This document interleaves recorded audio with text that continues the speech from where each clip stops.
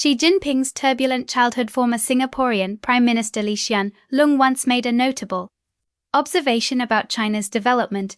Under Mao Zedong, China stood up. Under Deng Xiaoping, the country found a path to prosperity. And under Xi Jinping, China has sought to become a powerful global power. Indeed, since Xi Jinping became China's top leader, the country has pursued a series of measures aimed at strengthening its economic and military capabilities as well as its position on the world stage.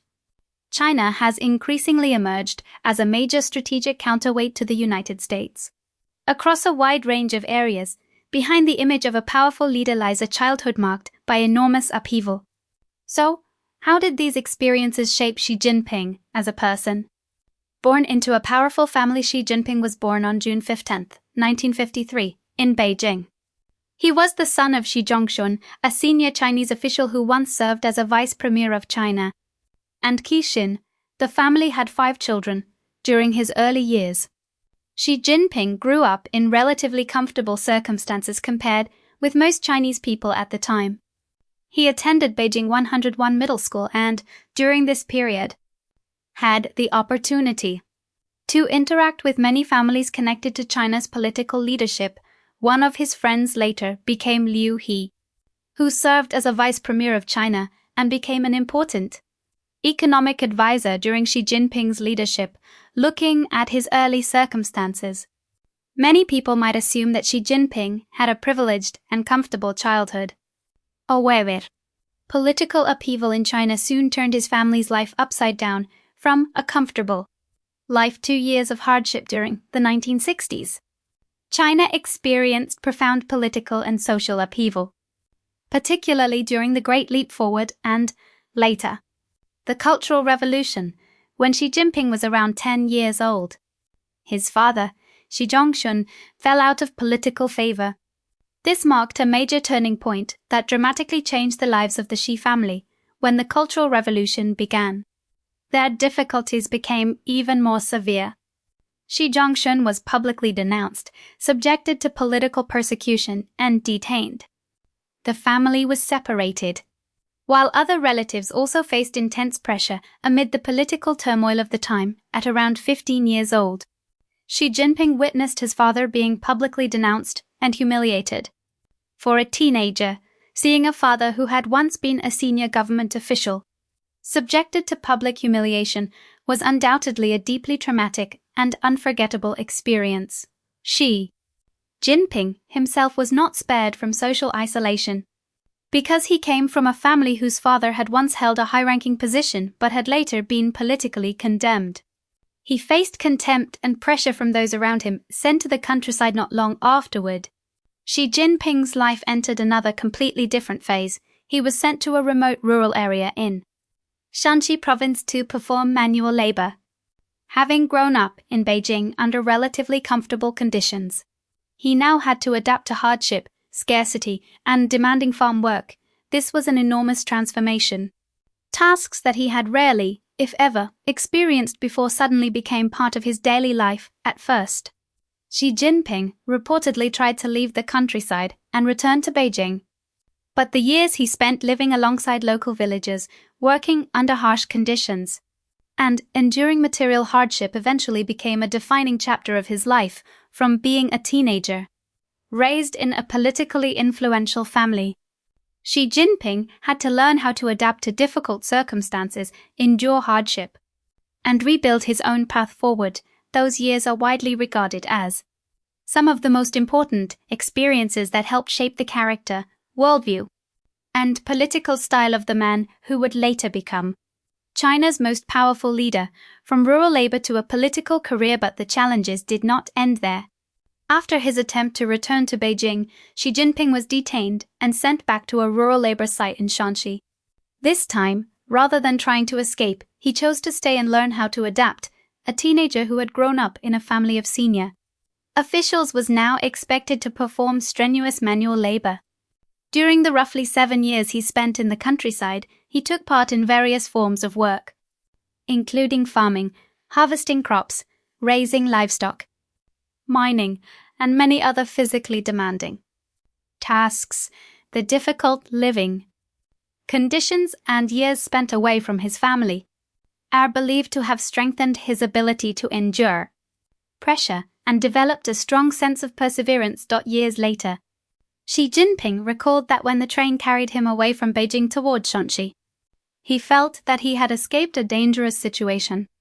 At the same time, he came to regard his years in the countryside as a valuable and formative experience. Here, Xi Jinping came into direct contact with the lives of rural farmers, gaining a deeper understanding of the hardships they faced and the practical needs of this segment of society. These experiences are later believed to have had a significant influence on the way he viewed rural development and social governance. Rejected several times but never gave up, Xi Jinping's political career was far from smooth in its early stages. As a young man, he applied several times to join the Communist Youth League of China, but his applications were not immediately approved. After several unsuccessful attempts, he finally became a member in 1971. A major turning point came in 1972, when he had the opportunity to reunite with his father after years of separation. The reunion was deeply meaningful to Xi Jinping and also opened the door for him to move closer to the political establishment. In 1973, he began seeking membership in the Communist Party of China. After applying several times, he was finally admitted to the party in 1974. From that point onward, Xi Jinping began building his political career step by step, starting with relatively junior positions at the local level before gradually advancing to higher levels of government, rising through the ranks from the grassroots. At the beginning of his career, Xi Jinping worked as a secretary to Zheng Bao, a senior official who had professional ties to his father. The job was neither glamorous nor easy, but it provided him with an important opportunity to gain practical experience rather than looking for shortcuts. She gradually took on positions at the county and provincial levels before eventually moving into the central government. Economic management, public administration, and government organization. His years working at the grassroots level also exposed him to a wide range of practical challenges, from economic development and attracting investment to local governance and institution building. In 1999, Xi Jinping was appointed vice governor of Fujian province. He later became acting governor and continued promoting policies designed to attract investment, including strengthening economic ties with Taiwan and developing the private sector. In 2002, he moved to Zhejiang province, where he gradually rose to become the province's top official. During this period, he also began attracting greater attention on the national political stage under Xi Jinping. Zhejiang recorded strong economic growth. At the same time, he cultivated an image as an official who emphasized discipline and took a tough stance against corruption. His achievements at the local level attracted the attention of China's senior leadership. In 2002, he became a member of the Central Committee of the Communist Party of China at the 16th Party Congress, marking an important step from local politics onto the national stage, a turning point in Shanghai in 2007. Xi Jinping was appointed Party Secretary of Shanghai. This was an especially important position because Shanghai was one of China's largest economic centers. His tenure there lasted only about 7 months, but it was long enough to leave an impression. He emphasized party discipline and focused on addressing issues within the government and administrative apparatus. More importantly, Xi increasingly developed a reputation as a tough official who placed a strong emphasis on discipline and the fight against corruption. From a teenager who had once been sent to the countryside to perform manual labor, Xi Jinping gradually moved through different levels of government, gaining experience across multiple regions before eventually reaching the center of national power. These successive promotions laid the foundation for the next stage of his career, bringing him ever closer to China's highest leadership position, from successor to China's top leader in 2008. Xi Jinping officially became Vice President of the People's Republic of China. Just 4 years later, he took another major step forward when he was elected General Secretary of the Communist Party of China.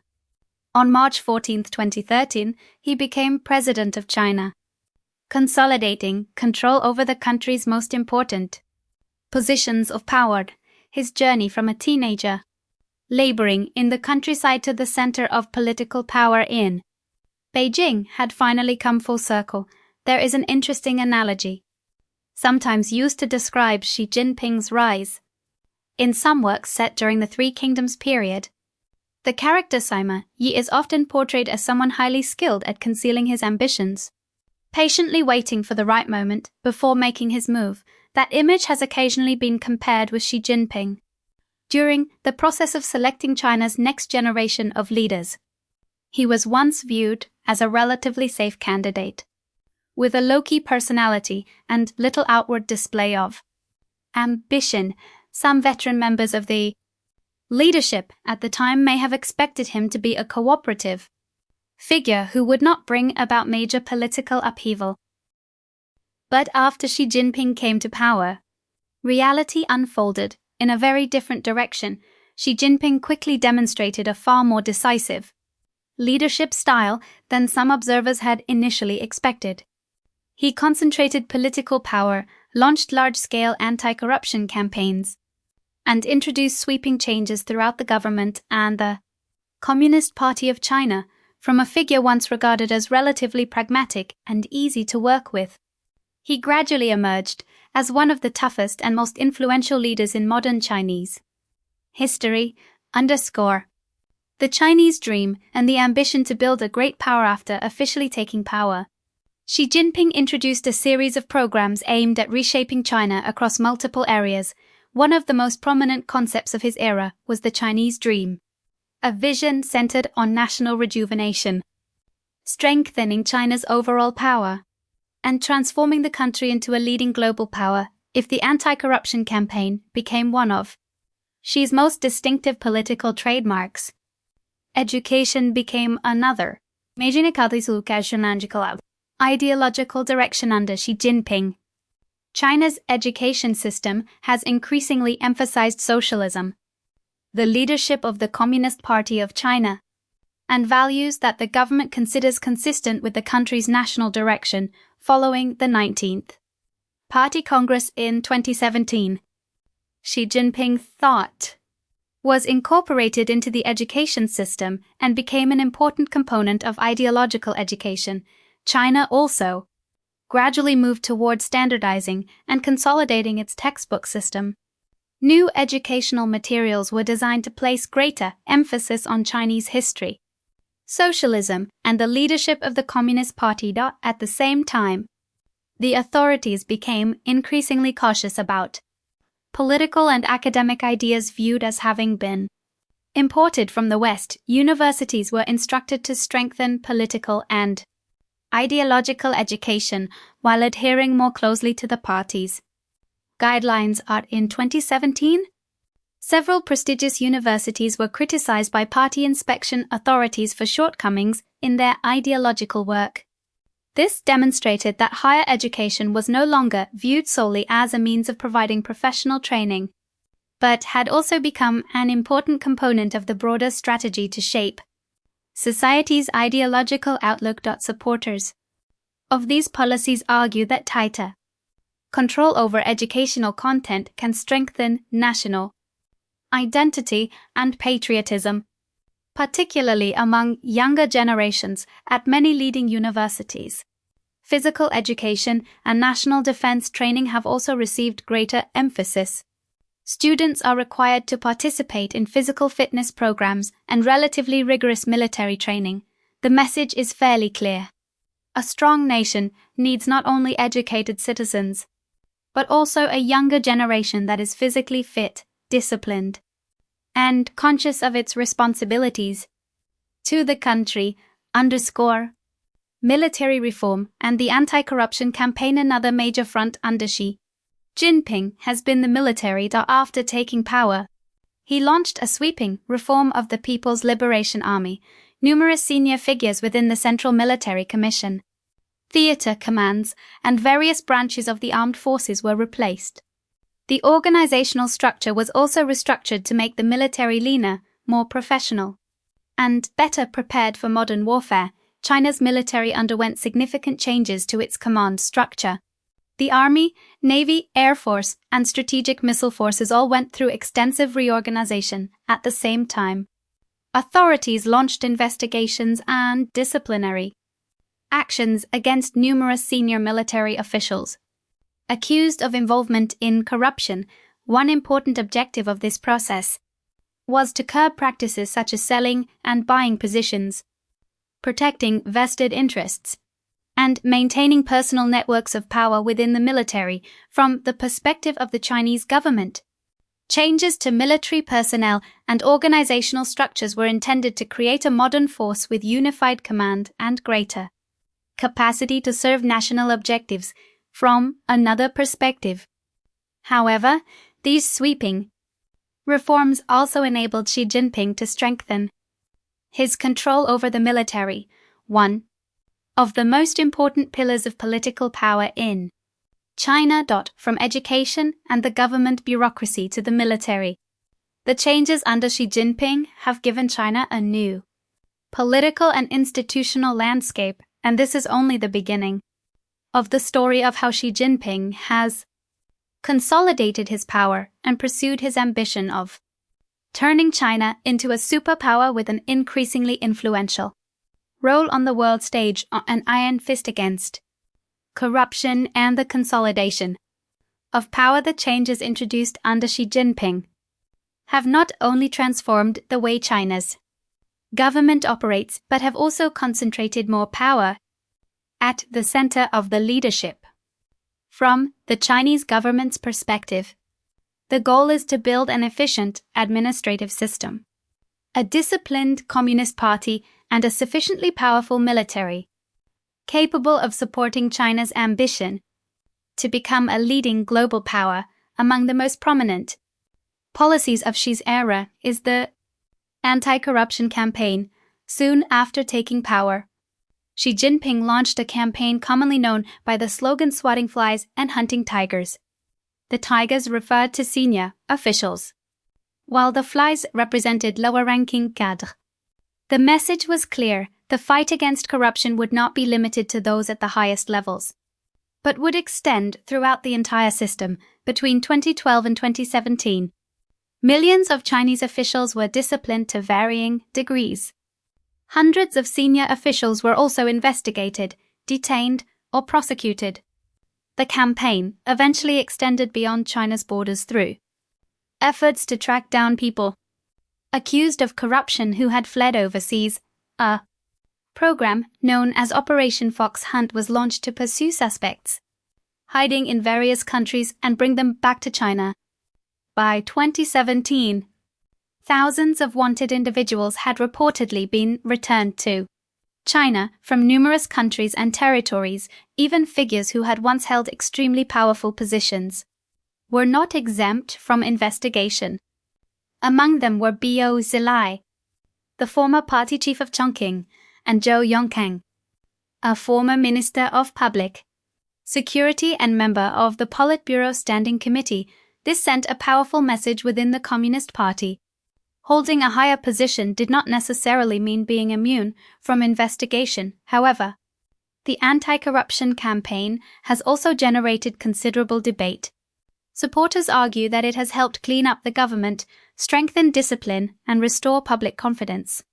Meanwhile, some Western observers and critics of Xi Jinping contend that the campaign has also been used to eliminate rival political factions and consolidate Xi's personal power. As a result, the anti-corruption campaign under Xi Jinping continues to be viewed from two very different perspectives.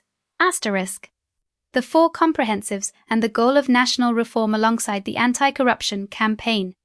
Xi Jinping introduced the concept of the four comprehensives, which included building a moderately prosperous society, pursuing deeper reforms, governing the country according to law, and strengthening party discipline. The framework was regarded as an important ideological foundation for guiding China's policies during a new stage of development, what is particularly notable is that Xi Jinping has focused not only on politics but also on strengthening the government's coordinating role in the economy. The government has continued to provide substantial support to state-owned enterprises while also emphasizing that the private sector remains an important driver of economic growth and innovation. Economic policymaking has become increasingly centralized within the central government, with the Central Financial and Economic Affairs Commission playing an increasingly important role in guiding major strategies. Also, continued efforts to expand its financial markets, allowing banks to increase lending activities, encouraging greater participation by international investors in the bond market, and strengthening the international position of the Chinese yuan. One significant milestone came when the Chinese yuan was added to the International Monetary Fund's Special Drawing Rights, or SDR, basket. This was widely regarded as an important step in the internationalization of China's currency, underscore from domestic reform to superpower ambitions taken as a whole. Xi Jinping's policies have had a profound impact on China's political system, economy, military, and society. On the one hand, they have strengthened central control, reinforced discipline, and created a greater capacity to implement policies rapidly across the country. On the other hand, the high degree of power concentration has sparked debate over the extent of political control and the potential emergence of highly personalized leadership, regardless of how these developments are evaluated. It is difficult to deny that the Xi Jinping era has marked a period in which China has pursued far greater ambitions on the international stage, up from combating corruption and restructuring the military to reshaping the economy and internationalizing the Chinese yuan. These efforts form part of a much broader vision, building a China with comprehensive competitive strength and the capacity to play a central role in the emerging global order. This was also the foundation that allowed the Chinese dream to become one of the most important political slogans of the Xi Jinping era. The Chinese dream and the pursuit of self-reliance in 2018. Xi Jinping continued to emphasize that China would not abandon its path of reform while also delivering a firm message. China must determine its own path of development and would not accept having that path dictated by other countries. As trade and technological tensions between the United States and China intensified during 2018 and 2019, the ideas of self-reliance and self-sufficiency became increasingly prominent. In particular, China began placing greater emphasis on developing domestic technological capabilities and reducing its dependence on foreign supplies. What does the Chinese dream mean? The concept of the Chinese dream was not entirely created by Xi Jinping. Previous Chinese leaders, including Hu Jintao, had also used similar expressions. However, she was the leader who transformed the concept into a systematic political message and promoted it on a much broader scale during the early years of his leadership. He described the Chinese dream as the goal of achieving the great rejuvenation of the Chinese nation, according to the Chinese government's interpretation. The concept is about more than economic growth. It encompasses improving people's living standards, strengthening national power, protecting national sovereignty, advancing science and technology, and restoring China to a position of significant influence in the world. Xi Jinping has placed particular emphasis on the role of younger generations.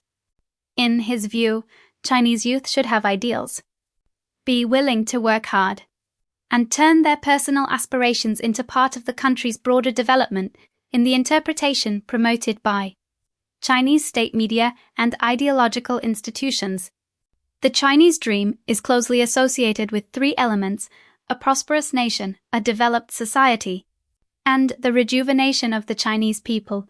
This concept is also rooted in a particular interpretation of Chinese history.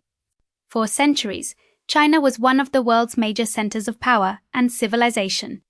After a prolonged period of decline beginning in the late 18th century and continuing through the upheavals of the 19th and 20th centuries, China's leadership argues that the mission of the present era is to restore national strength and international influence. For this reason, the Chinese dream is more than simply a political slogan. It has become part of Xi Jinping's broader political vision and a way of defining China's long-term national objectives. Xi Jinping and his love of soccer beyond politics. Xi Jinping is also known to be a fan of soccer. He has repeatedly expressed his desire to see China improve its national soccer program and eventually become one of the world's leading soccer powers. At one point, he outlined 3 major ambitions for Chinese soccer. The national team should become significantly stronger. China should have the opportunity to host the World Cup. And, beyond that, the country should one day win the world's biggest soccer tournament while hosting a World Cup is a goal that can realistically be envisioned. Winning the tournament would represent an enormous challenge for Chinese soccer beyond sports. Xi Jinping is also believed to have an interest in movies and television. He has mentioned several well-known American and Western films, including productions involving war, crime, and political themes. He has also said that he was interested in the television series Game of Thrones. However, because of his demanding schedule, he reportedly often had to watch shortened versions rather than follow every episode in full. Looking back at Xi Jinping from a boy raised in a family of government officials, through years of political upheaval and rural labor, to gradually rising through the ranks of the Chinese government, Xi Jinping has built an extraordinary political career after becoming China's top leader. He pursued a series of major objectives, strengthening the Communist Party's authority, combating corruption, modernizing the military, advancing technology, expanding economic power, and increasing China's influence on the international stage. However, Xi Jinping's image around the world varies considerably for some Chinese citizens. He represents national rejuvenation, greater national strength, and pride in China's growing position on the global stage in many other countries. However, particularly regarding territorial disputes, foreign policy, and economic competition, Xi Jinping is viewed with considerable concern and remains the subject of intense debate. Ultimately, whether Xi Jinping should be regarded as a good or bad leader or as successful or unsuccessful depends heavily on each person's political perspective and values. But if we temporarily set the political debates aside and focus solely on his personal journey, Xi Jinping's life still contains several remarkable aspects: his ability to endure adversity, his perseverance, his gradual rise through the ranks, and his capacity to adapt to major changes. That is also why the story of his life continues to attract the attention of people around the world. What do you think about Xi Jinping and the path he has chosen? Share your thoughts in the comments below. If you enjoyed this video, please give it a like and subscribe to the channel. Thank you for watching, and I'll see you in the next video.